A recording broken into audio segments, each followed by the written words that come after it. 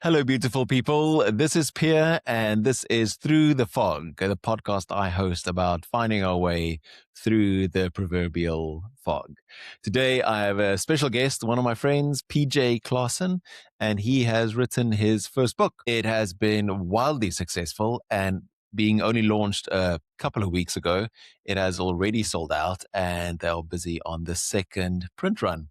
The book is called The Bok Way, a book about the culture behind one of the most successful rugby teams the world has ever seen, the Springboks. He went and interviewed a bunch of players and people who are part of the wider team behind the Springboks about how they create that brilliant winning culture. This is an excellent conversation, even though I know almost nothing about rugby. The information and tips and tricks and methodologies behind the culture of the Springboks is immensely valuable for you and for your team and for your business, of course. You can find PJ's book in all good bookstores and all the usual e-commerce sites. This is my conversation with PJ.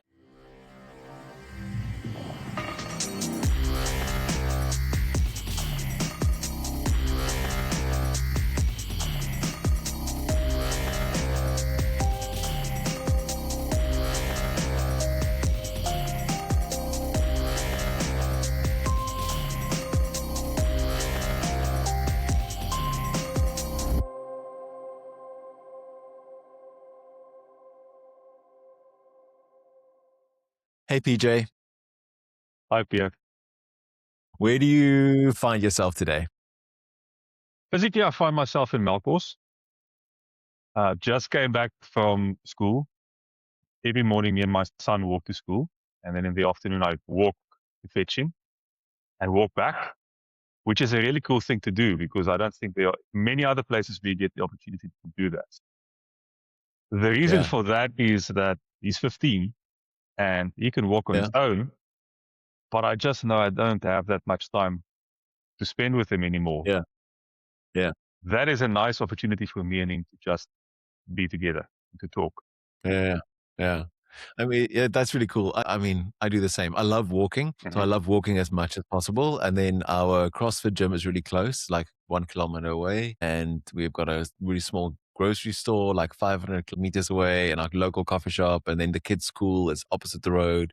So I love walking. And we moved into this neighborhood because it's a walking neighborhood, because that's a luxury these days, is to live in a neighborhood or a place that's just like a walking space. And with your 15-year-old son, do you have, is the walk long enough to have interesting conversations? With him, since he was 4 years old, the same answer you get in terms of what happened at school today. Never is there anything happened at school. They never learned anything. They never did anything. They're never doing anything new. That's always his answer. So yes, the walk is long enough to get his full download of the day because it tells you nothing. His full download, which is nothing. Absolutely nothing. It has to be exceptional for you to say, the other day he said they got free ice cream, which he liked. And that's a thing that he told me. Apart from that, I never know what is happening at school. So yeah, in the afternoons, he's a bit tired. So we walk in silence often, but it's still cool to spend time with him. That's awesome, man. I know presence goes a long way. So for everybody listening, this is my friend PJ. We've known each other for quite a while, a couple of years now. And in the coaching, mentoring, speaking, writing world as well. So PJ recently wrote a book, which is freaking awesome. And so we'll get to that as well. But before we get to that, who is PJ? I'm somebody who likes people, I think. I'm somebody who's always found people interesting. And I've spent a large part of my life trying to figure out people and try to help them to not suffer unnecessarily. So I've got a background in psychology. And I remember how I got into psychology was, so my son the other day at school, they did the assessments and stuff to help him with subject selections. And I remember when we did that at school. I remember those. Aptitude tests and stuff. Aptitude tests. And then mine said, you can do anything you want. Yeah. And I was like, what the hell? Give me back my $1,000. But you have been doing anything you want since then. What kind of stupid answer is that? Anyway, so back to his aptitude test. What did they do? Fashion and design. Same as you. Cool, that's awesome. He's really good at making clothing and he loves it. He has incredible knack for it. So my mom's family, all a bunch of creative people. They make clothing, they make music, they make movies and TV shows, and they make furniture and they make things out of iron and wood and stuff. And he absolutely also has that talent. My mom taught him how to sew when he was about 6 or 7, and he's brilliant at it. He just loves to do that. Yeah. When I think about myself, when I was doing the aptitude tests when I was 15 or whatever, they asked you at the end of it, what do you want to do? And I was sitting there and I thought, I don't know. And it just jumped up psychologist. And I thought, yeah, man, that's the answer. And that's been the answer ever since, because I just enjoy people. And they also frustrate me. We were talking earlier about you having some frustrating people in your life currently. They do. And I know I also frustrate people that cross their path every now and again. But I'm at my essence somebody who cares about people. And my work is for a long time being around helping people get out of their own way, helping teams get out of their own way, and helping organizations create environments in which people can do great work. Because I've been fortunate enough, when we first met, you came to talk at our company, which was, maybe that was in 2014, 2015. And the company that I worked for then was a fantastic place to work. And I realized that not many people have that privilege.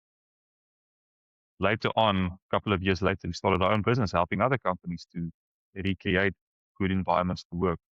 So that's from an interest perspective, but I'm also somebody who loves sport. I love learning. I love reading.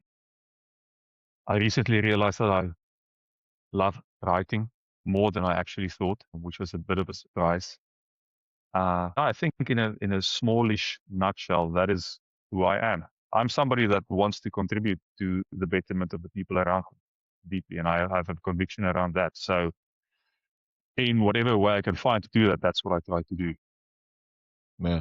That's quite awesome. I remember you sharing with me one day that business that I spoke at, literally more than 10 years ago. I can't remember the name. I suppose we shouldn't mention them. That you started having office lunches. So you were the one to instigate everybody should eat together every day, right? Yes, absolutely. Yes. It wasn't you. Yeah, it was you. Yeah. Yeah, it was me. Well, it was me and my friend. So what happened then was, when I got there, I started working there in 2011. And the culture was incredibly fearful from my experience. Yeah.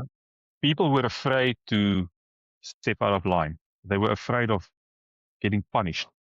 And I remember just after I started, one lady made a big mistake on one important project and she was fired. And that sent these ripple effects through the company. And I mean, that was a significant mistake, but that I think made people even more fearful. And it just felt as if everybody was sitting in their shells there. And they were sitting behind their desks, just quickly eating, and they just stuck to themselves. And me and my friends started this thing where we said, but why? I mean, it wasn't like we made a conscious decision to change the culture. It was something that happened organically. But we started saying to people, there's a space, let's go and sit there and have lunch. And that's where the culture changed, where people started to join us. Initially, it wasn't everybody. It was a small group of people that felt the freedom to go and sit there, because I mean, you're eating at my table forever. What if my manager doesn't like this? And then people realized, no, it's fine. And they joined. And there was a rule that you were not allowed to talk about work while you were sitting. And the result of that was people started getting to know each other. And from that, the WhatsApp group emerged. So we were just in communication almost constantly. And it changed that culture of that company significantly, where it started to become, and I hate it when people say it started to feel like a family, because even when we work with companies, we don't tell them to do that. It's not a family, it's a team. Yeah. But people got really close to each other. And I mean, I've not worked there since 2020. The company has closed down in the meantime, in any event. But there are still people that I worked with there that I talk to every single day today. And we will remain friends for the remainder of our lives, I believe. And that just pulled people together and helped the organization to do really fantastic work. We were able to attract fantastic talent. We kept the people. The company was successful, and just love that. I mean, there's such when we talk to companies about how can you enhance your culture, one of the easiest ways to do it is to get people to eat together. But people don't Yeah. listen. They just think, well, this is not going to make a difference.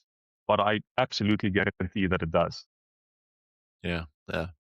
No, absolutely true. Like there's I think I've said this on this podcast before. We've talked about this with some of the guests before. It's like keeping this idea to keep the table at the center. And if you want to know how to raise great kids, I keep the table at the center. Just keep the table, like make sure that you have dinner together around an actual dining room table, around a table with no phones and no devices, and do it often, every day if you can, but at least more often than not. And then you do whatever you want. It's almost like you can, if you have dinner with your kids every single day around a table, you can actually let them go and do whatever they want, because culture is imparted at the table. The culture and the values and the morals and all these things are imparted at the dining room table. And the same is true of business, like keeping the table at the center. Like it's absolutely freaking true. I love that story. I remember that. That's very cool. So it's like a good segue for the book, because like obviously you love people and helping people get out of their own way. And then you've now written this book titled The Bok Way, right?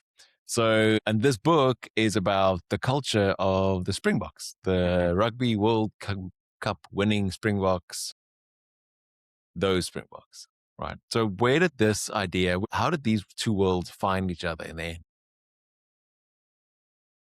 So because I do a lot of cycling, I listen to a lot of podcasts because you need a way to pass the time. It's quite boring just sitting there. And I do the same That's route. why I don't cycle. So that's for me. Like that's why I don't cycle. That's for me So a way boring. to keep it fresh. You do the same route every day, but you're listening to something new, so it's a new experience. Sure. Yeah, it helps. It makes a difference. Luckily, the views are fantastic, which is also a big benefit, but not in winter because you can't see anything. It's pitch dark. The world's met. Well, given this type of work that we do, I mean, you're looking at the world through this lens and you have an idea around. I have that knack where I talk to people, I ask them about their work and what they do, what it's like. Because you always want to know about that. And you can learn a lot from very short answer in terms of what people are experiencing at work. And then you listen to podcasts where some of the Springbok players talk about what it's like to be a player in this team. And specifically, the book focuses on the team coached by Rassie and Jacques Niloba since 2018.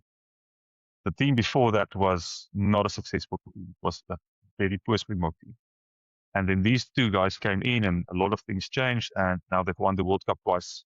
They have a really good chance of winning it again in 2027 next year. And then you listen to these people talking and you watch shows like Chasing the Sun and you view it with a lens of this is what they do, given the fact of what we do for work.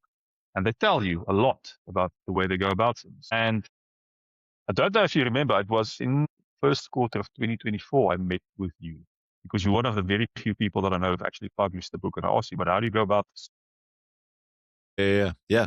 We met somewhere Century City, I think. And the idea has been in my mind for a while because there is a lot that you can learn from this team to go and apply where you work because these people are obviously very successful and they are a good example that you can learn from.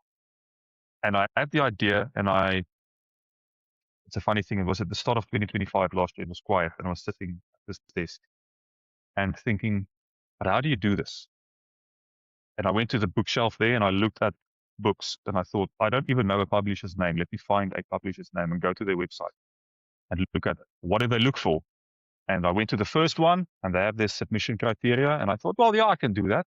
You have to write 3 chapters and a synopsis and whatever. And it takes me about 2 months to do that, I think. I send it off and you get a generic response back that says, if you don't hear anything in 6 weeks, the answer is no. And after about 3 weeks, somebody answers me and says, looking for something else, asking for some info. And I answer them. And then a senior editor answers and says, have you sent this to anybody else? And I said, no, just you guys. And they said, okay, hang on. We have a meeting in a month's time or whatever. We'll get back to you. And long story short, they give me a contract to write the book. And Yeah. on And then that you have day, to I write. realized like, wow, okay, so now if I'm going to write this book, I need to do it properly. So I want to interview some of the people who work in this environment. But I don't know any of them. I mean, I don't know any kind of Springboks personally. And I go through all of my networks of people that I know, and they organize it for me. And nobody said no that I approached to talk to them. Nobody. The answers were all yes. Love to talk to you. And ended up talking to Jock Nienaber, who's won 2 World Cups with the Boks. He's probably going to come back for the 27 World Cup, I guess. It's likely. I spoke to Steven Kitshoff, who played at 2 World Cups. Spoke to Skark Brits, who played it in 2019, Francois Lowe. Anne Murray, the lady who's the PR manager for the Boks for 20 years. She's one of the most capped people in the Springbok setup ever. Oh, yeah. She worked with 7 coaches, spoke with her as well. And they told me all about how this team operates. And Yeah. write the book, and it was published at the beginning of March this year. And it's been fantastic. I mean, it's been a wonderful process, and it's been very well received as well. Yeah. No, amazing. Like I've heard you're already on the second print. Yes, it Yeah. almost sold out within the first 2 months. They had to go to a second print. That's incredible. It's like proper bestseller. I was in drive and I see all the speakers everywhere go, "Ooh, bestseller." And I was like, I know it only sold 200 copies. I know, you liar. But it's really great to know there's actually a bestseller. That's freaking awesome. So tell me, what is the central argument of the book, like the central thesis? What is the idea that you wanted to convey with the book? The central idea is that creating a excellent place to work doesn't happen by accident, but it's also not something that is outside of your grasp. You can actually make it work. And the thing about the Boks, I believe, in speaking to them is, yes, they are really good at the technicalities of playing test match rugby. Rassie is really fantastic at understanding how the game works, but Yeah. they spent an equal amount of energy and time on creating the environment for those people to flourish within.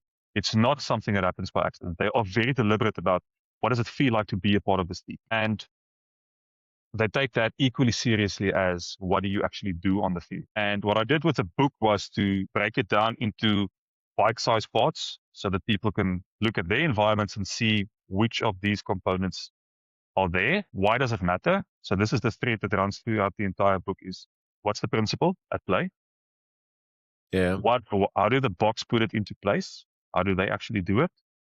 Then in each chapter, I give another example from another business, which is not rugby or sport related necessarily, to show, but it works like this in other environments as well. And then a component on what can you do to boost this specific thing where you are. So those things run throughout the entire book. I try to explain it simply as best I can, and then also give people the tools to go and do it themselves, should they want to do That's that. fantastic. Yeah. Let me ask you this question. So before researching this book, how did you think the Springboks worked? And how is that different to what you think now? Initially, I thought it was just because the players are really good and that the Like coaches just are really really good good. rugby player, really strong guys. Yes. And it was almost an accident of we now have this group of talented players that you come across once in a generation, and the Boks are just lucky. But getting to talk to them and listening to the specifics that they talk about in terms of what does this team actually put in place, there is nothing that they leave to chance. Nothing. They control absolutely everything they can. They plan. I don't know if Rassie ever sleeps, really. They are just constantly planning for every possible thing. Yeah. And making sure that all the bases are covered and nobody can get caught off guard. And yes, the players are fantastic and they are coached really well, but these guys work their balls off to make sure that it works and to stay ahead of the curve. That is very insightful. And I don't know if anybody can work in that environment because it is a very high responsibility, high requirement environment. It sounds like it is taxing to be a part of that team. Yes, you get the rewards because your team wins and you become a world champion, but the workload is enormous. In what way? Attention to detail in terms of taking responsibility for your own development. So that is a really cool thing that Jock Nienaber told me. Yeah, I saw that. What is it? Pak jy draai jou eie tassie, like Ja, draai jou eie carry your own tassie. bag. Draai jou eie Yeah, tassie it means means that you are there to do your job. carry. You are not there to comment on how other people do their job. Your job is to do your job. And what they learned, so they were at Munster, Jock and Rassie, 2016, 17, coaching there. And Ireland only has about 120 professional players. Where in South Africa, there's more than 1,000. So Yeah, if one of our players doesn't perform at the top level, you can just pick another one. In Ireland, they can't. They have to develop every single player they have. And what they learned there was the level of responsibility that each player takes for their own development and their own skill set. So what he said was when they started coaching the Boks, they would have team practice. And 2 minutes after team practice ends, the field is empty. You would have one or two kickers kicking poles. The other players are doing whatever. And they taught them that team practice is for getting the team to play together. The rest of the time is for you to develop your own skill set. So they give every player their own homework. And you know exactly what you need to do to develop yourself. So if me and you have to work on our tackling technique or line out lifting or whatever, that's our job to organize with the kit master and with some other players that we need so that we can practice our skill together when the team is not practicing. Or if we need to work on jackling or whatever, we know what we need. So they help you design a drill, practice your skill. But it's your job to find the time and the kit and the stuff to go and do that and the players that you need alongside. They spend a lot of time focused on developing themselves. And incrementally, the individuals get better. And when you put those components together, obviously the team is better as a result. Yeah. That's amazing. How do you think that this would translate into a business? People will be really pissed off if you give them homework. In a business, the people that you work with, and I can think of the people that I work with as well, how much time are they actually spending on enhancing their own skill set, do you think? Or are they just doing the things that they've done since they started working there? Do they have 20 years of combined experience or do they have 20 years of 1 year experience?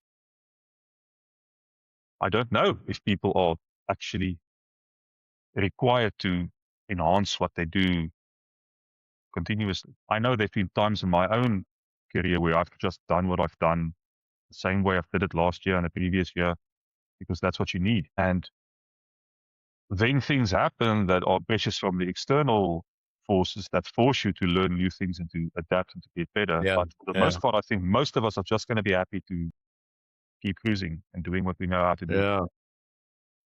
And that's really dangerous, right? I was reading an article on Hannah Arendt. So Hannah Arendt is a philosopher, and she lived about 100 years ago. And then she wrote on work this beautiful book it's called The Human Condition. I'll find the link and put it in the notes. So she wrote this book, and then she defines there's like 3 stages. And she says the first one is labor. So labor is where you do work because there's work to do. So, and it's cyclical. So it comes from working in a factory or working on a farm. So you're harvesting because it's time to harvest.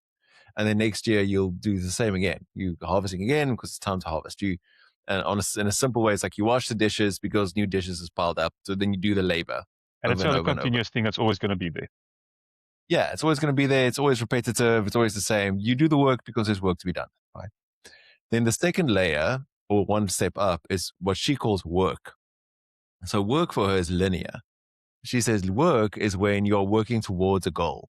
So you're building something. So when an industry not an industry, a business is busy building a product. So you're building a product, you build the thing, and then you launch it, and then that's work. Or you build a new type of service, or you invent something new, or like that. So this linear idea of work. And then the last one she talks about is action, which is a really interesting one. So action, and I think what you're referring to, this sort of self-development almost falls into the last bit.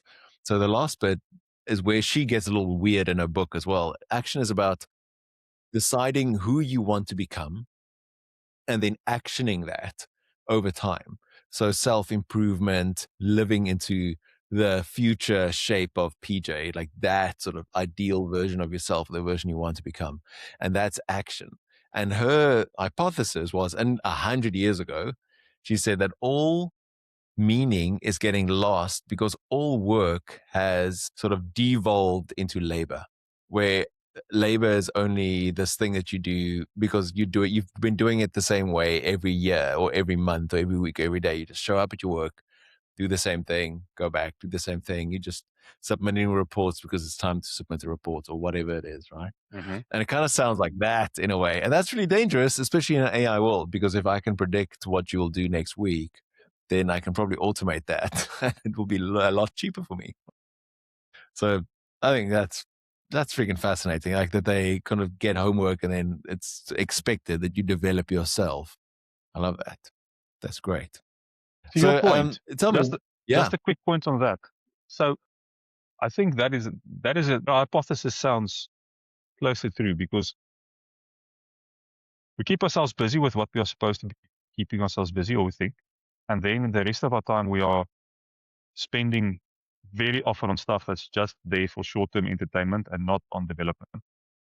And the result of that is we actually just stay the same. So we're not necessarily doing the work of evolving towards the person we can become. We just do what we need to do, and we do it begrudgingly, and then we entertain ourselves in the meantime until tomorrow or after the weekend or after the holiday.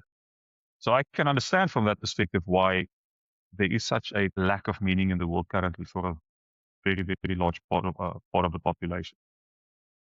Meaninglessness crisis.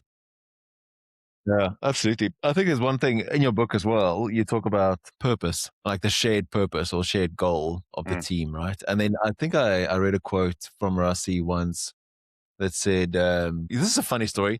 I was actually in line to do the audiobook for Rassi's book. Okay. Like when it first came out, because I was doing voiceover work during COVID. And then to make extra money because everything went to hell. And then during that time, they were like, oh, we need an Afrikaans guy, somebody that can do Afrikaans and English. And then I was like, I almost did Rassi's book, which in hindsight, I'm glad I actually didn't because I know actually very little about rugby. It's very funny. But it's just ironic that we're having this conversation. But anyway, but I've read this quote or heard this quote from him where it's like, when you pull that Springbok jersey over your head, you're doing it for South Africa. South Africa needs this win. The people back home need this win. And remember, especially in 2023, I mean, it was like hairy in South Africa at that point. Like it was like load shedding and the elections and all that kind of craziness around that time was really, really hectic and crazy. And the Boks just had this way of pulling everybody together, like the shared purpose, but for South Africa.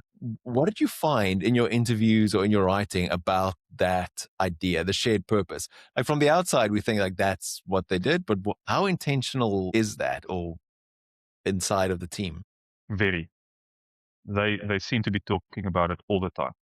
So when they came back, the coaches 2028, they spoke about the team needing to be transformed. And we think about transformation as the demographics of the team needs to change.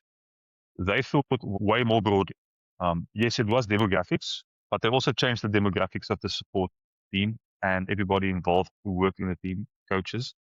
But they changed the culture fundamentally. They have changed a lot of stuff in terms of how South African rugby works, how the governing body works with the Springboks. So there's a lot of administrative and technical stuff that has changed.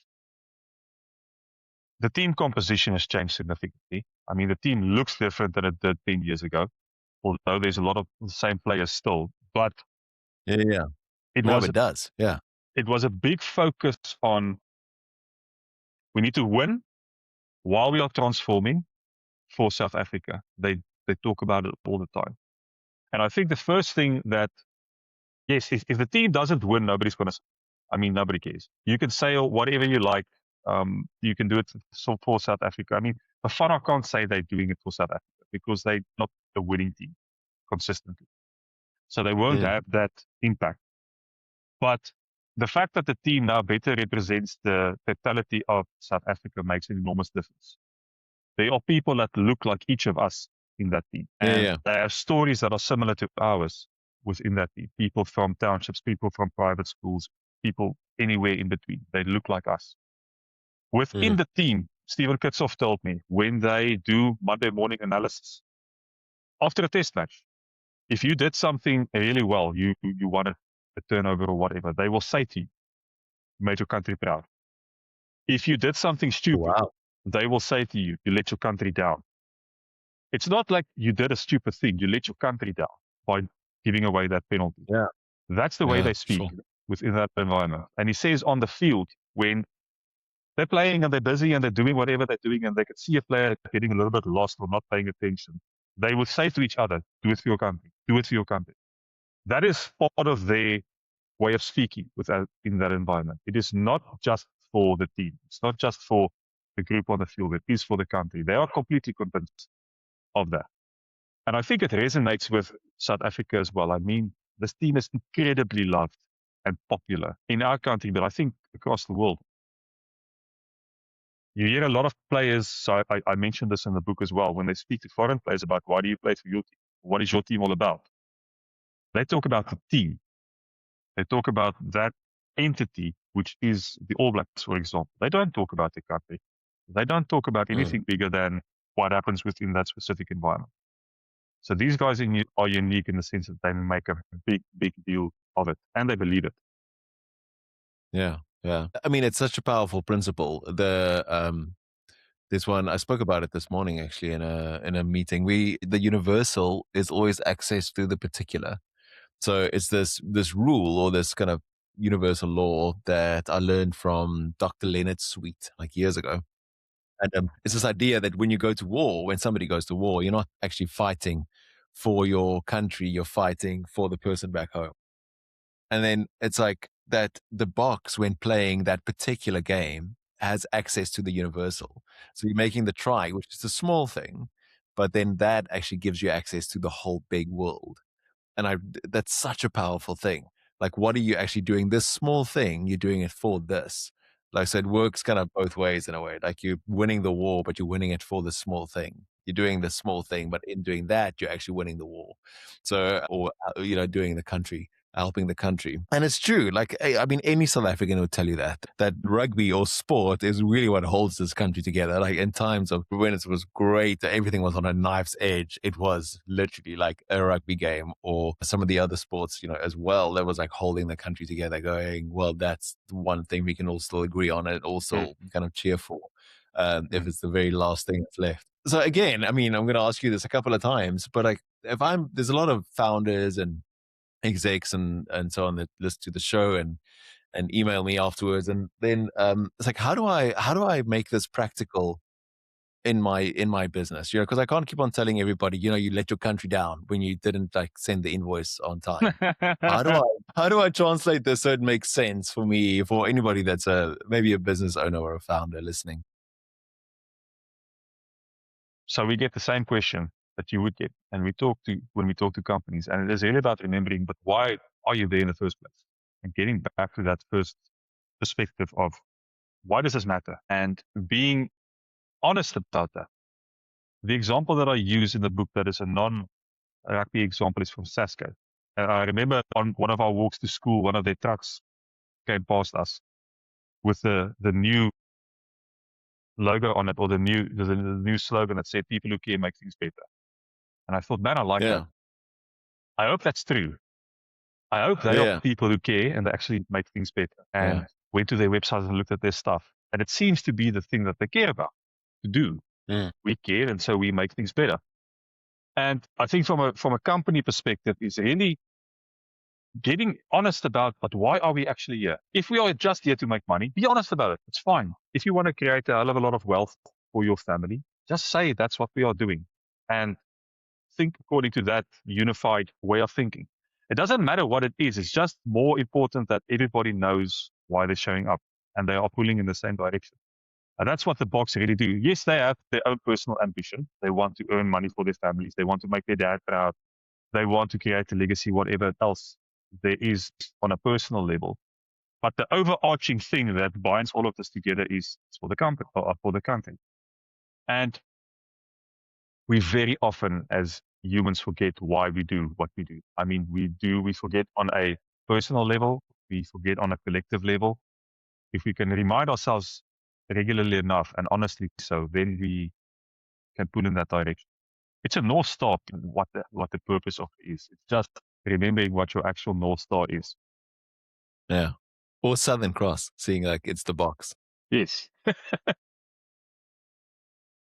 How do you find that purpose? Like sometimes, I mean, purpose is a big word in business often, and there's some parts of it that sort of get people are some people are kicking back against that idea that you have purpose as your strategy or as your main kind of driver, and sometimes people do it terribly. Like there's a I won't mention the name because I don't want to get sued. The mayonnaise company Hmm. that talked about how their purpose is now eliminating food waste Okay. because they make leftovers taste better. And I'm like, you're lying. Like, that's not why you started. You started because mayonnaise is freaking delicious. People love mayonnaise, you know? So sometimes it's reverse engineering of purpose that happens in businesses. And then it just ends up terrible. Like you're going, that can't be true. Like you're, making sticky tape. Why are you talking about saving the world? Like it doesn't actually make sense. So how do you find that or unearth? Maybe it's unearthing or maybe it is finding. I don't know. Like how do you find that purpose? How do you go about that as a business? I think it's the same type of thing, that the same process you go through to find it on a individual level, because it does exist on an individual level. The example that I use, so in the kitchen, we have this very wide, shallow drawer with all the stuff. It's that drawer that everything goes. Yeah, the second drawer. Yeah. My mother calls it the second drawer. Like every house has a second drawer, and every life also has a second drawer But this where thing is everything, about, all the crap you don't think about. all the cat goes in there. Yeah. But this thing is about a meter wide and it's full. And Oh, I don't know how many utensils are in there, probably 8.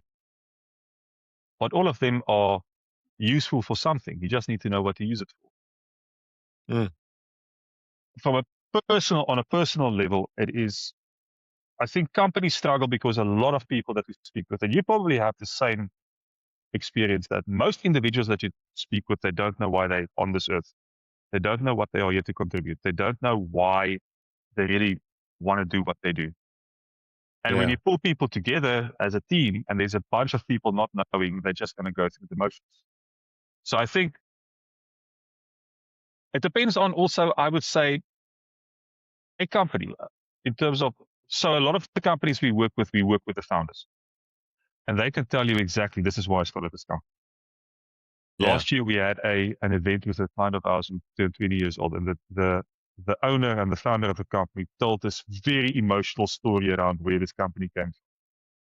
And it is such a fantastic story to hear it from his own mouth and in his own words. And the people really pull around that, those people that Mm, want to contribute towards this. yeah. If it's a company that is, older, bigger, it's very easy for that to get lost. But I think it can, around the current leadership, if they are clear about what it is that they care about and what they want to contribute, that can be Yeah. the thing that can pull people together. Because you Yeah. want to get people to think about the things that really fire them up and what are they Yeah. there to contribute. And if that can align, that becomes powerful. Yeah. Yeah. What do you think? How Even if would it you isn't, answer that question? but I answer that question. Yeah. I think the what you care about question is the question that I ask businesses or Mm. I ask teams. So what do you care about? Not, and then that for me is the clue to why this thing exists or, the purpose. I sort of avoid the word purpose mostly, but why this thing is relevant or what Rich Mulholland would say relevant. So why this thing has purpose or why it exists, right? So, and then what do you care about? What is the impetus? What is the origin story?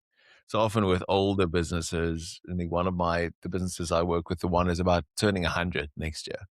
And so the founders are long dead. And why is this thing still going? Like who? And then when you dig into the origin story of it, it becomes so powerful for people. And often they resonated with it deeply. But to be fair, I must say, I know I slated the mayonnaise company, but if that group of execs or team actually really do care about food waste, that can totally become the purpose, I suppose. Hmm. I don't think so. But I think like maybe, that could become it. Like because you're relevant to the matter at hand, right? There's a relevance to it, as Rich would say. So that's what I talk about caring. I talk about stories. One of the things is like asking people, when did customers love you? Like when did people just absolutely love you? And when did they hate you as well? Like people don't like answering that question because then often they'll go, nobody hates us ever. No, you're lying. Yeah. That's definitely not the truth. Mm. When did customers love you? When you did this, when you made this product, this service, that thing. Well, that's a clue towards your purpose or your why or your relevance. And then what do you care about? What are the values? And then a mix of those things then to show up for me. I remember we I spoke think that's to really interesting. a lady that worked in a subsection of a bank that I won't mention. It was a bunch of years ago. And they were in the lending component of the bank. And they said that they were there to safeguard and to help the financially at risk. That's what they said. That's why we are here. There are a lot of people in our country that are financially at risk and they are indebted, and we want to help. The way in which they rewarded their employees was to make sure that they sold as many personal loans as possible to the people that are already indebted. That's how they actually played it out. So we want to help you, but we're going to get you into debt deeper and deeper and deeper. So that for me was a enormous misalignment between what you say you are there for and what you are actually doing. Yeah. That shows up. Yeah. That's because, I mean, values is one thing, but then actually the behaviors is the thing that matters, right? Because, I mean, other friend Andrew, he would always say, I can tell you about how much I value family time, but if you walk into my home and we never eat dinner together, then that doesn't matter. So, and that's a big shift, like in the businesses about you and I work with. Like values on a wall is one thing, but like the behaviors, how people actually behave in the corridors or around lunch or in communicating with each other daily, like that's the real thing. My example around values around the box, non-rugby example is from Steinhoff. Yeah. Their main, one of their first values was stakeholder responsibility. Yeah, they spoke about we care about people that all of our stakeholders, and they mentioned it. And that was completely the opposite behavior of the leaders, specific leaders of that business. There was just responsibility towards themselves. So yes, most companies are not that crooked, luckily. But yes, on a personal level, we do say one thing and behave a little bit off of that, every now and again. Yeah. Getting people to really firstly know what they value and behave accordingly is rare, but that is the point of understanding what you really care about. Yeah. Yeah, that's awesome. So did you find anything in the box that sort of, in a way that they align behavior to values specifically? Yes. Yeah, they do it very practically, which is really cool in terms of they talk about when they do alignment camps, for example, they have a 14-point selection criteria to determine whether somebody is going to be a part of this team. Oh, yeah? And 14 things they look for. And how well you play rugby is number 12 out of 14. Really? Number 12? Yeah. Do you think that'd be at least like top 5? Yeah, number 12. And these things are ranked. So even I can apply. so even I can apply. It's way more about it's more about character of the person than the ability, because these coaches are good and they believe that they can coach anybody to be a better rugby player. And they probably can. But they care about you. And the first thing they look for, are you a warrior? What is the size of your ego? Those are the preeminent things they look for. Because somebody with a massive ego is not going to be a team player. If they tell you you're only going to play out of the 4 test matches the Boks are going to play against the All Blacks, you maybe going to be on the field for 10 minutes, but we need you to contribute in this way, off-field way. If you are just driven by ego, you're going to say, no, I'm not going to do that. So they want to see how big your ego is and how likely are you to contribute to the betterment of the team. And the warrior thing, which for me was a really cool, the way in which they measure that is something that is called battle stats. For the amount of time you are on the field, they calculate how many positive impacts you have on the game. So making tackles, hitting rucks, carrying, whatever it is. And they can quantify your warrior level in a way. So that it's very practical around, okay, so are you actually living the values? We can see because we can measure it and we can show you. And we can show that this guy has a better score than the other guy. And a lot of the stuff So the ownership, for example, is something that they brought in, like I said earlier. And they said Oh, that yeah? initially it was perceived to be incredibly plastic. That's the word that Jock and Dobby used, because it is something that they are not used to doing, but they encourage them to start living this way, to start developing yourself. And the players felt like, but this is not the way that we do things. And they just said, just do it. And then they kept doing it. And now it is normal.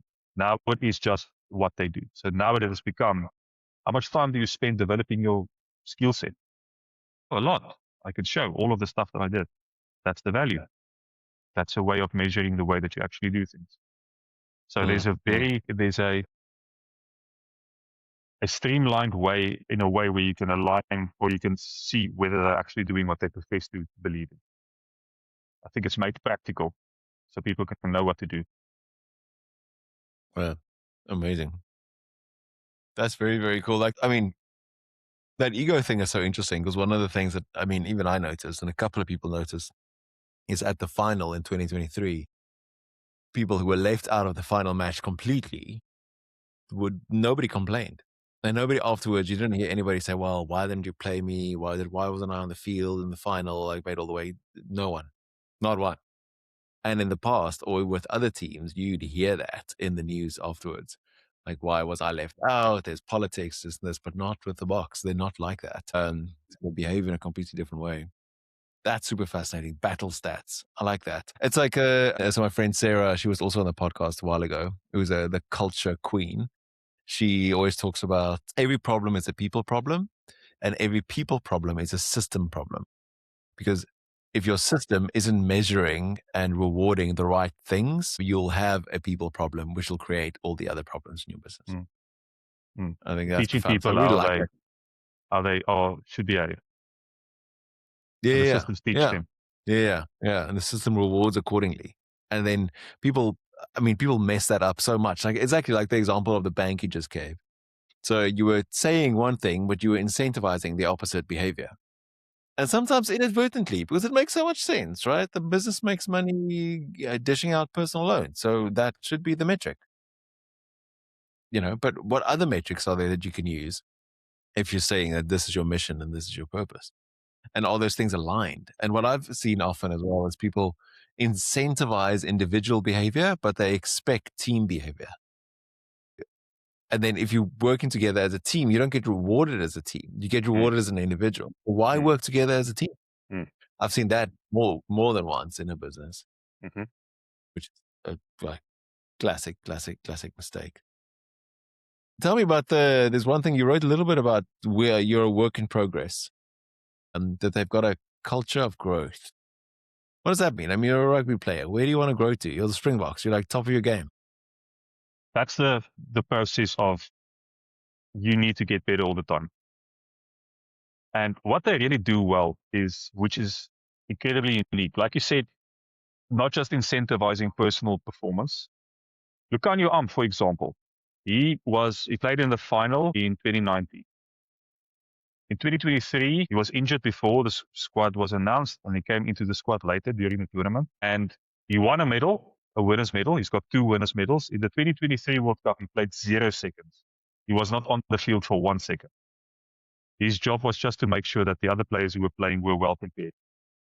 And that is the collective growth mindset that they have around my job is to make sure that everybody else in my position is getting better. So they play across the entire world. They know different ways of playing. They learn different things and systems. And they bring it back to make everybody else around them better. So Scott Brits told me, he's probably the oldest player that I spoke with. When he played for the Lions and Western Province before he went to England, he spent most of his career in England. There would be 4 hookers, for example, in the squad. And throughout the week, prepping for a game, they would try to injure each other in practice to make sure that I got the best chance of play. So I actively wanted to hurt you so you couldn't play, so I could get the jersey. So you can get the jersey. Yeah. So that's the exact opposite of what this team is doing now is, yes, we are the Boks, but there are always minute things that we can improve on. And that is my responsibility to keep improving all the time, to make sure that when we put the collective together, it is a better collective than just what we were a year ago. That's crazy. I can't even believe that. Well, I suppose I can believe it. Like if you're incentivizing people, like you want the jersey, then there's three other guys also wanting the There's jersey. And just I'm going one to give jersey. you Let me go and get that jersey. It's mine. That's exactly the same example that you used. There's no teamwork in there. That's crazy, man. That's crazy.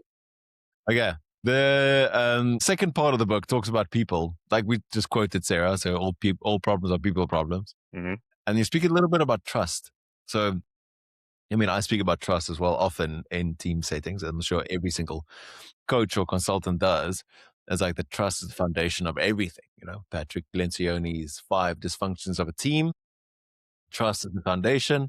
If you don't have trust, you can't have healthy conflict. If you don't have healthy conflict, you can't have commitment, and then you can't have accountability, and then you can't have a goal, right? The classic five kind of tiered thing. How do they build trust in the Springbok team when somebody wants to take your knee out because there's only one jersey?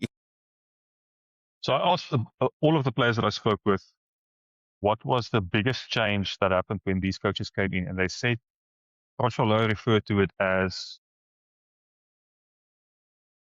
what was the word he used? I think it was something like brutal transparency, something like that. Oh, yeah. Wow. So previous coaches, you would have no idea as a player where you rank in the pecking order according to their thinking. You would just know I'm doing well in their thinking if they pick me again. So these guys came in and they put up a Excel spreadsheet in front of everybody and they say, this is how we think you rank in terms of position. And everybody sees everything together. And we think this is how good you are. And our thinking, that's where you rank. You disagree, tell us why. And in that way, everybody hears the same story. There's no, you hear this and you hear this, and I'm going to promise you that you're going to play, but actually you're not going to play because I'm going to get this guy to play. They tell the truth brutally. That is how they start to build trust. That was a starting point. They do more than that. The other things that they do is they take care of each other. I mean, that is a very strong component of that team. Where the coaches, how can I put this? Rassie is not their friend. Rassie is not the guy who hangs out with the players. Yeah. Jock Nienaber is more the friend type of guy. Somebody said, Rassie, you can talk to Rassie about rugby. He's always there. You want to ask him a question about rugby, he's going to talk to you. But he doesn't know when your birthday is. And he doesn't necessarily know what's happening with your wife. That sort of thing. That's not his job, he believes. Jock Nienaber does those sorts of things. But the players take care of each other. And the players know each other. And the players care about each other. And they have each other's back. And they help to develop each other. So that builds trust within that environment. The other thing that they do, for example, is if everything goes according to plan. So they have their schedule for the entire year. This is when we are playing against which nations. If we don't have injuries and we don't have red cards and things, that is when you are going. So they tell you are going to play third test against the All Blacks, so that you don't have to go and destroy another player's knee to get into the team. You know what you are aiming for. And they hold each other accountable towards that. That's how they build trust. There is nothing to hide, it seems. There's nothing that happens behind the scenes that does not need to happen behind the scenes. Other things that they do, for example, is they open team coaches meetings to every player. When the coaches are having their meetings, the players are allowed in. The only thing that they are not allowed to attend is selection meetings. Because the coaches want to figure that out on their own. But the players know what to expect. They know what they are going to be doing every day. There are no surprises around what type of training they're going to be doing. Everything is planned. Everything is out in the open. Really, it is what you see is what you get to a very, very large extent. And if that is the case, why not trust? I mean, it's just what they tell you they're going to do, they actually do. And everybody does the same. Yeah. It's actually so profoundly simple. It's telling the truth. It's like those things. I always tell people a joke and say, well, your mother taught you. It's like, you want to know how to build trust in a team? Well, your mom taught you. When you make a promise, you keep it. And then if you made a mistake, you say you are sorry. And then you fix it. And it's amazing how people would not own that. they avoid that. That's super, super, super interesting. Mistake making, that's a really cool thing, what they do. When the team messes up, Rassie takes the blame. With the media, with everybody, he says, I fucked this up. I'm sorry. That's what he does. He protects his Wow. players. And they trust him. Behind the scenes, they go and figure out what went wrong, why we lost. But the other cool thing that they do is when they look at this, so they analyze everything to the minutest detail, but they characterize it as one of 30 types of mistakes. The first one is system error. You did not know what you needed to do. So that is the responsibility of the coach and the player to figure that out together, 50-50. I didn't coach you enough. You didn't know enough. Let's work together to make you a smarter player, better equipped. Yeah. The second one is a skill error. You didn't have the skill to do the job. We're going to work together to improve that 50-50. The third one that they don't want is an effort error. You were lazy. We lost because you were lazy. You didn't get up quickly enough. You didn't get into position. That is a thing that they don't want to see. So that goes back to the battle stats at the start. Are you a warrior? Do you get off the floor quickly? Do you get back into position? Do you bail at your friends if they make a mistake? And I think the way in which they handle mistakes creates a hell of a lot of psychological safety in that environment where people are not thrown to the wolves to figure out what they need to do. And as a result, that builds enormous trust. People are not fearful. They can go and they can play. And when mistakes happen, either one of your teammates is going to bail you out or you're going to figure it out together. But you don't have to be afraid to try stuff. Yeah. Because I can imagine, like, there's so many, I mean, I'm just thinking my mind is like reeling about how many times this happens in business context or in other contexts where the fear of making a mistake, because you don't know what the consequence will be. Like, what level of consequence will I have when I make this mistake, or if I make a mistake? Is it going to be one of these three things? Like, I really like that system skill, and effort, right? Those are the three. And those are actually really good categories. And they could be good categories, perhaps even for a business as well. Is this a system mistake? Is a system not showing up? Is it a skill, like you don't know what to do and we didn't train you well enough? Or is it an effort and you were just lazy? I think those are really great categories for a business as well. And if it's clear beforehand, then you can play or work without fear. Because you know that it's not all on you, and you're not going to get blamed for something that wasn't your fault or only your fault. That's something wider. I think it's just freaking brilliant. Love that so much. That's really awesome. What else did you notice about the leadership? I mean, that comment about Rassie taking public responsibility is quite a thing, and you see that all the time. I mean, that's very real. He's not blaming and saying in front of the media, saying this player and that player, and this the union or the whatever. Like he owns it. What other skills did you notice in the leadership that was really remarkable? Players spoke about how hard the coaches work. They set yeah? the tone in terms of the work ethic. They are incredibly well prepared and they are always working on something and they are always figuring new things out. And then they come to the players and they show them things. A bunch of the players said that they don't think anybody can outwork those coaches. So they set the tone. They are. If you think about the culture of growth within the team, they set the tone. They are not the same coaches that they were a year ago, 2 years ago, 5 years ago. They are constantly getting better. The other cool thing that they do, which is different, but I think it's brilliant, is they share the load in terms of the responsibility. Because there's so much to do in prepping for a test match, but same thing as a business. They help the players have a very clear role. So 15 guys who start, they know what they need to do. 1 to 15 within that team, they know what they need to do. The 8 guys on the bench, they know what they need to do. But then you've got a bunch of other players that are not in the match day. So they give each of them a job as well. For example, they would give, I've heard Thomas de Toort talk about this and Trevor Nyakani, who are front rowers, the guys who scrum. It's their job to analyze the referee that will be reffing the match on Saturday and figuring out how does he penalize scrummaging. And then they have to prepare a proper presentation for the team and come present to the team. This is how this guy refs scrums. The coaches don't have to do that. The coaches share the responsibility of preparing the team for the test match, which I think is brilliant. So yes, they do a lot of the work themselves, but they also keep everybody engaged by giving them meaningful work to do. So nobody feels like they're just holding bags or just hanging around or just making up the numbers, which for a leader is a very, very scary thing, because most leaders that I know want to hold on to all responsibility. They don't want to share the load. They want their people to do more because they feel very tired often, but then they don't have the trust in allowing other people to do the work to help them very often. Mm, I found that to be absolutely brilliant.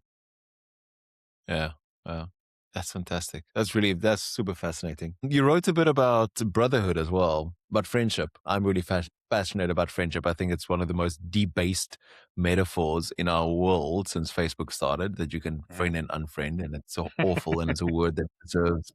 It's a word and a concept that deserves saving, and in such a lonely world, it's more important than ever. What did you find about brotherhood and friendship? So given the fact that the coaches are not necessarily friends with the players, they do encourage those players to be friends, to get to know each other. Yeah.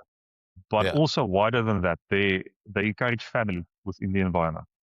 So the wives are friends. They take care of each other's kids. It is an ecosystem of family that they create there. It's support. So the 2019 World Cup, we played England in the final. Francois Lowe was playing for South Africa, but he was then playing for Bath, which is an English club. And he knew the players who played for England.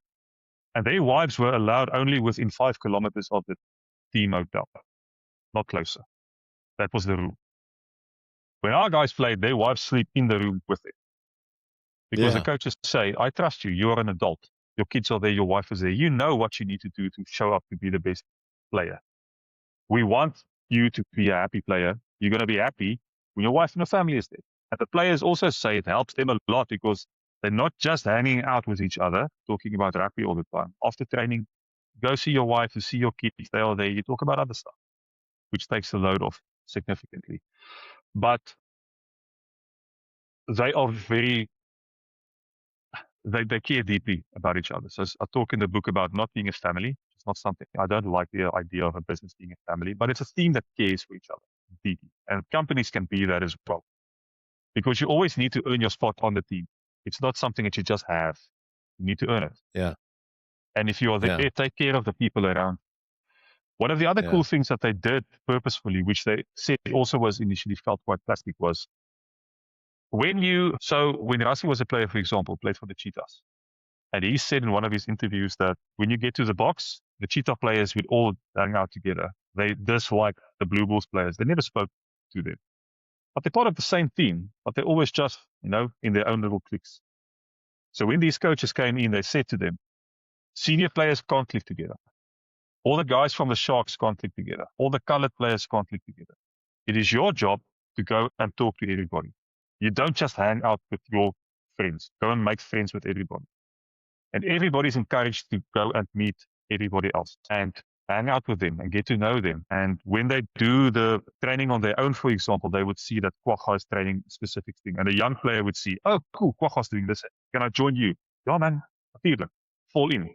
And then they train together. And as a result of that, they form a lot of connections within that team to make everybody feel like they belong and like they are part of the team as quickly as possible.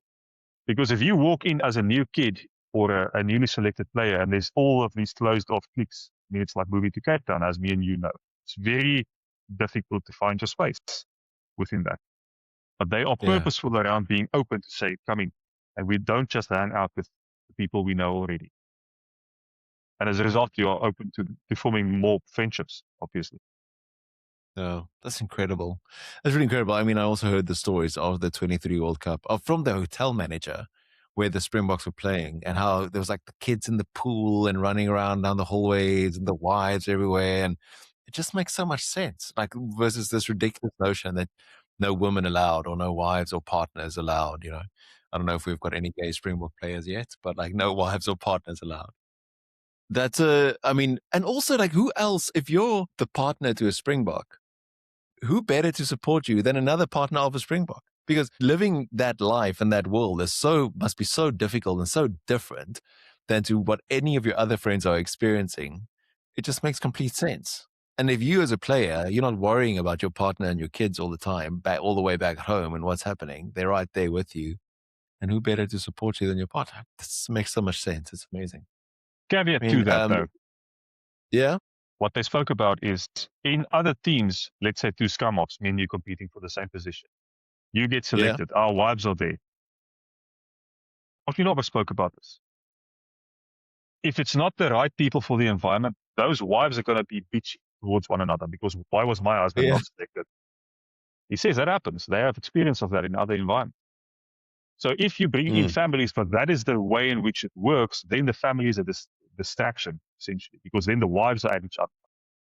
But the players know we are contributing towards the greater good. The wives know this is yeah, not about my husband, this is about content. So if he's not picked, yeah, he can feel sad. I'm going to try my best to make you feel better, but it's about the team. It's not about him. It's not about me. It's not about my social media posts and what.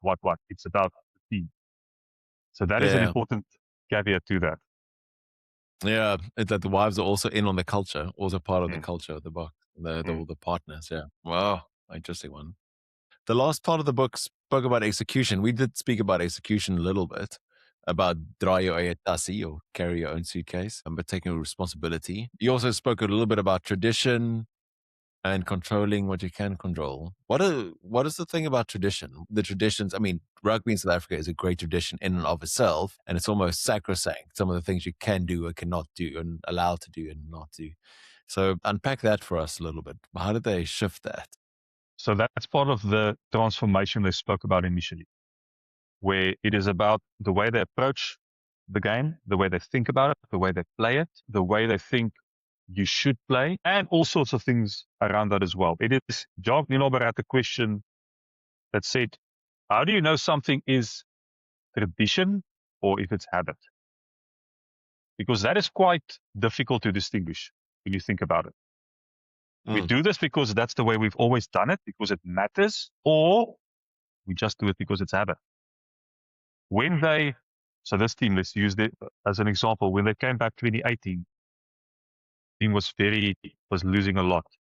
And they said, we're going to simplify the way of playing because 2016, 2017, the team was struggling because they tried to play like the All Blacks. And we didn't have the skill set to be able to do that. And they pummeled us. We had the biggest losses against them during that era. And these coaches came back and say, we're going to just simplify the way of playing. We're going to play to our strengths. These are the traditions of the team. We're going to play with our forwards. We're going to kick high balls. We're going to pressure. We're going to tackle. Won the World Cup 2019. 2020, didn't play any rugby as a result of COVID. Won Lions tour, came to South Africa, played all the matches in Cape Town, very strange Lions tour. They played the same way because they said, these players can do this, playing according to our traditional strengths. After that, they realized that the other teams are going to start figuring us out, so we need to evolve. And they had a tough time convincing the players to play differently because the way of playing was so ingrained that they could do that in their sleep. And that is where the lights, us showing the lights actually came from, was the coaches giving the permission, the players on the field permission to get out of the mold and to try something else, to counter attack or to not kick or to whatever it is that they said, we are going to work in this way, do it different. That is how they execute differently now. I mean, this team, 26, last year we saw there's probably 3 or 4 different ways the Boks can play, depending on the opposition, and they can just pull the trigger and play differently. They've got different strings to their bow now. They've been very innovative in not going away from what is traditionally a strength, but enhancing that and adding things to that, which has been incredibly successful. And I think another thing that they've been doing that has helped that is getting outside voices in. It's not just South African coaches. It's experts from across the world who think about the sport differently. And Rassi is the guy who holds everything together because they have an idea of what they want to do, but these guys have important voices to add to it. And as a result of that, you don't just stick to the way you've always done it. You are able to broaden that because there are experts in the room that can help you get out of your mold. Amazing. That makes it, I mean, that's such it's a tricky thing with tradition, right? Even in business as well. Like the things that we've always done it this way. I've had somebody told me that I've been working in this business since 1984. I kid you not. And she said, "You're not going to tell me what to do differently." Well, maybe that's the problem. Yep. The last little bit I saw, Russie has a 100-item checklist before every test match. Is that the truth? They tick it off and they see. So there are obvious big things, team selection, game plan, all sorts of things that they need to prep. But then it also includes things like media events that the players go to and all sorts of things that they try to control. That speaks about controlling everything that you can control. So they try to prep every single detail for a test match. And then at the end of the week, they see we got 93% success rate on this, and then they play the test and they look at, this is how we played. What did we miss? Next week, we need more of this, less of this, so that we can fine tune as we go through the season continuously. The level of attention to detail and preparation, like I said earlier, it's exhausting, I believe. They just don't leave anything to chance. If there's a thing they can control, they do. Because they know the ball is not down. The ball is the one thing you can't control. It's going to go where it wants to. But everything else you try to control and prepare for. Even down to, I saw you wrote on the 120-day itinerary. Yes. So every player is, that's nuts. I can't even imagine that. It's crazy. So now that we are now mid-June, they spend serious amount of days together. They count the days, they know. And given the fact that they can tell you ahead of schedule which games you're going to be playing, you know exactly where you're going to be on the 7th of September, on the 23rd of October, what flight you're going to be on, what time you need to get up, what you need to eat for breakfast, all of that, you know, barring injury and whatever else comes with the unpredictable things, red cards and so forth. But they know, so they can prepare. And Kitsov said he loves that because he knows when he needs to be mentally switched on, because you can't stay at that mental level forever. He knows that he needs to do what he needs to prep, and then he has to 2 matches against the All Blacks where he needs to be flat out on. And he can prepare himself for that. When that is done, he can tone it down again, be normal, non-test match playing person. Yeah. I just imagine what a gift that is. I wish I could have that in my life. Like the next 120 days mapped out, and I know exactly when I need to perform and exactly when I can take it a little bit less and when I need to kind of save up energy because I'm playing the All Blacks next week. And I know that that's going to be the one that I need to save energy for. Like, because I mean, in the entrepreneurial world, it's just flat out full on every single day, all the time. There's no stopping and no rest. I don't wonder, maybe there's a way that even I, or any kind of business leader can go, okay, this is our cycle in here. This is when we need everybody at their best. This is where it's a little bit slower. This is what's happening, rather than just full on all the time and then creating burnout. That could be so interesting. Tell me, PJ, we're sort of... Sorry, man. Yeah? Stephen Kitsov said that's the thing when he retired that he missed the most, is the predictability. Now you have to take responsibility for everything yourself. And how do I do this? Because I've never done this as an adult. My life has always been planned. So what now? Yeah, I suppose there's a trap in that as well. Everything's certain. Somebody told me the other day, if you know everything that's going to happen in your life for certain at this exact moment, it'll take you about a day before you kill yourself. I think so. It's like, when you think about it for a second, you go, yeah, that's actually right. Too much certainty is definitely not a good thing. How did this book change you or the process of it on a personal level? I was surprised by how much I love doing it. I am the type of person who can, when I start something, I am going to finish it. I thought that I would at some stage get tired of it and just want to get it done. But even after you've published several books, you go through the iterations of editing and looking at the fine tuning and so forth. I thought that would get boring, but it never was. It was always like, how can I make this better? How can I tweak it? How can I make this as good as I possibly can? And I think also because I love building puzzles, I build jigsaw puzzles quite often. It's a fun way for me to keep my mind engaged without looking at a screen. And it felt like I was putting together a puzzle. All the stuff was there, all the info was there. I just needed to arrange it in a way that made sense, which I love. And I remembered how much I liked writing. Not done this properly in a while. And I've liked it since I was a kid. I always enjoyed writing essays and stijlwerk and stuff at school, and you need to do a 2-page essay. I like that, making up stories and so forth. Yeah, I think it's a new territory of my life that is revealing itself, and definitely want to write books again in the future. It's not going to be about rugby again necessarily, but the process of making sense of stuff that's in your head and putting it out there so that it's useful for other people. I really do enjoy that more than I thought. And it's a patient thing, Yeah. which teaches you patience, which I appreciate as well.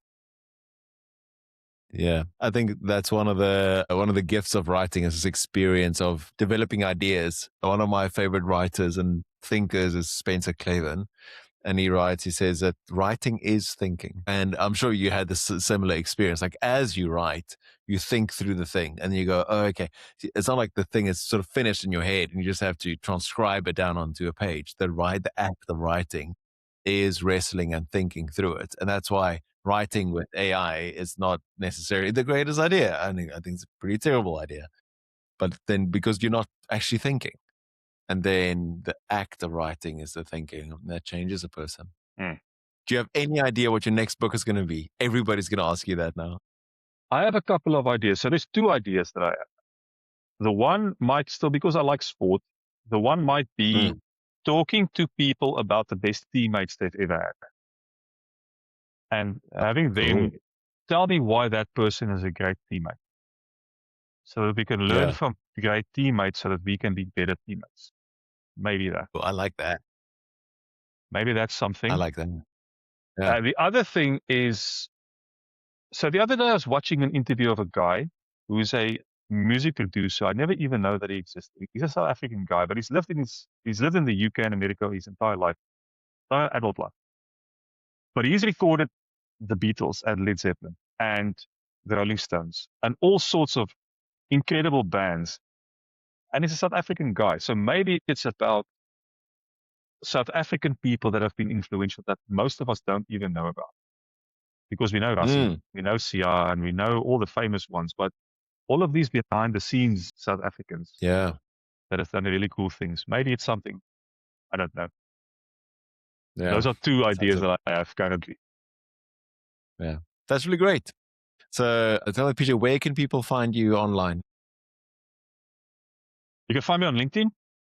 That's easy to find. And you can find me on Instagram every now and again. I do tend to turn my social media off every now and again because it's a distraction. But LinkedIn, PJ Claasen, easy to find. And then also our company website is purposeworks.co.za.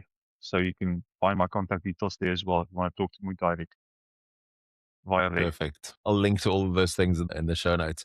Tell me, what is one book that changed your life other than the one you've written? A book that I came across 2 years ago that I tell everybody about. It came at a portion of my life when it was very necessary. The author is Bruce Feiler, and the book is called Life is in the Transitions. And it's a fantastic book that talks about nobody's life is linear and predictable. And if your life is not linear and predictable, there's nothing wrong with you. I think that book came out in 2021. Really fantastic book. And they did really cool research on a large group of people and talking about their life story to show what is the type of pattern that life can follow. So that was a really fantastic book.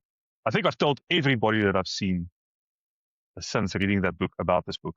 And the other cool book that is very similar to that I'm reading now is the new Jim Cochran's book, which is called What to Make of a Life. It's very similar type approach. It's really cool. I mean, he talks about Led Zeppelin as well.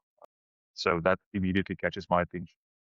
But it's a cool book about a life. Both these books, life is not something that is predetermined, or we don't need to know the plan. Like you said, the certainty will kill you. And it's okay to figure things out as you go along, but you need to be an active participant in the process of figuring things out, moving forward, not just sitting there and waiting for it to fall into your lap. Those are two really cool examples of recent books that I've read that have been influential. And I think it resonates because life is in the process of getting figured out as I live it. It is not necessarily following the path that I thought. Definitely not certain. It goes with ups and downs, but it's been, I think, yeah, actively participating in that process is why we are here. And being a good, Yeah. shining a light while we are here is what we should be doing. Yeah. That's awesome. Thank you so much. I really appreciate you taking the time to come and chat to me about all of this and teaching me a little bit more about rugby, seeing I know nothing. So it's really awesome. And thank you so much and all the best with all the stuff. And looking forward to your next book. Thank you, man. It's always good to see you.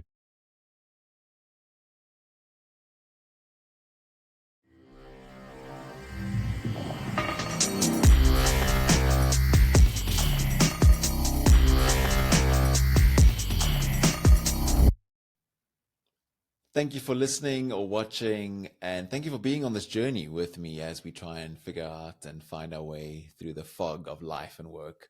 So I've been writing a really short little daily letter that comes out each weekday, and literally very short. It's less than 50 words, and it is a burst of inspiration with some thoughts on strategy, how to find your way, how to become a better human being and do work that matters. You can go to thisispierre.co/daily letter to sign up and become a part of this community and hear about all the things that we get up to firsthand. Thank you for being a part.